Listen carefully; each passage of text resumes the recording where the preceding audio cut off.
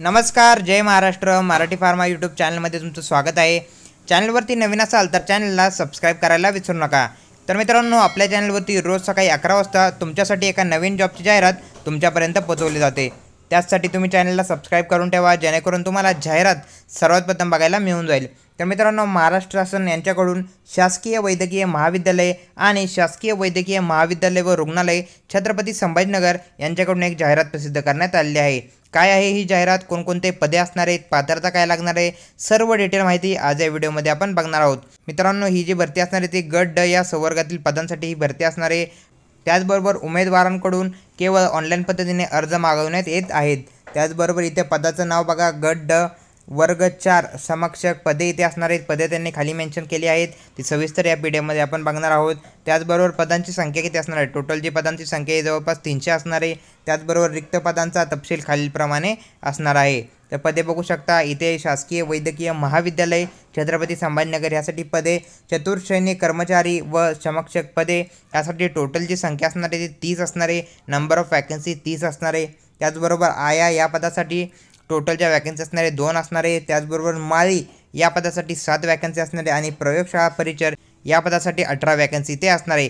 पगार जो असणार आहे तुम्हाला चतुर्श्रेणीसाठी तुम्हाला 15,000 पासून 47,600 इतका तुमचा सॅलरी राहणार आहे. हाय स्केल जी काही सॅलरी असणार ती प्रयोगशाळा परिचरसाठी 19,900 ते 63,200 इतकी तुमची सॅलरी यामध्ये राहणार आहे. त्यानंतर आता बघूया शासकीय वैद्यकीय महाविद्यालय व रुग्णालय छत्रपती संभाजीनगर ह्यासाठी पदे कोणकोणते असणार आहे. त्यासाठी पहिलं जे पद आहे ते असणारे चतुर्श्रेणी कर्मचारी व समकक्ष पदे. ह्यासाठी टोटल जी संख्या असणार आहे ती 285 यासाठी पदे असणार आहेत. पदे ही जास्त असणार आहेत, त्यामुळे यासाठी तुम्ही पात्र होत असाल तर नक्कीच अर्ज करायला पाहिजे. त्याचबरोबर दाया या पदासाठी 1 असणारे पद. त्याचबरोबर चालक या पदासाठी सुद्धा 1 पद असणार आहे. त्याचबरोबर पानक्या या पदासाठी सुद्धा नंबर ऑफ वॅकन्सी 1 राहणार आहे. ड्रेसरसाठी 2 वॅकन्सी यामध्ये असणार आहे. माळीसाठी इथे 4 वॅकन्सी असणार आहे आणि नाभिकसाठी इथे 6 वॅकन्सी इथे असणार आहेत. त्याचबरोबर स्पेस स्केल इथे बघू शकता 15,000 पासून 47,600 इतका तुमचा स्पेस स्केल यामध्ये राहणार आहे. त्याचबरोबर ही जी असणार आहे मित्रांनो त्यांची ऑफिशियल वेबसाईट असणार आहे. या वेबसाईटवरती तुम्हाला सर्व डिटेल माहिती जी काही असणार आहे ती या वेबसाईटवरती तुम्हाला अवेलेबल करून देणार आहेत. त्याचबरोबर इथे बघू शकता सदर जाहिरात पदांमधील बदल, आरक्षणातील बदल किंवा पदे कमी जास्त करणे तसेच ऐनवेळी जाहिरात, भरती प्रक्रिया स्थगित किंवा भरती प्रक्रिया रद्द करण्याचे सर्व अधिकार कार्यालयाने रोखून ठेवलेले आहेत. त्याचबरोबर ही वेबसाईट मित्रांनो आपल्या डिस्क्रिप्शनमध्ये मेन्शन करून देतो, तिथे जाऊन तुम्ही ऑनलाईन पद्धतीने वेगवेगळी माहिती घेऊ शकता.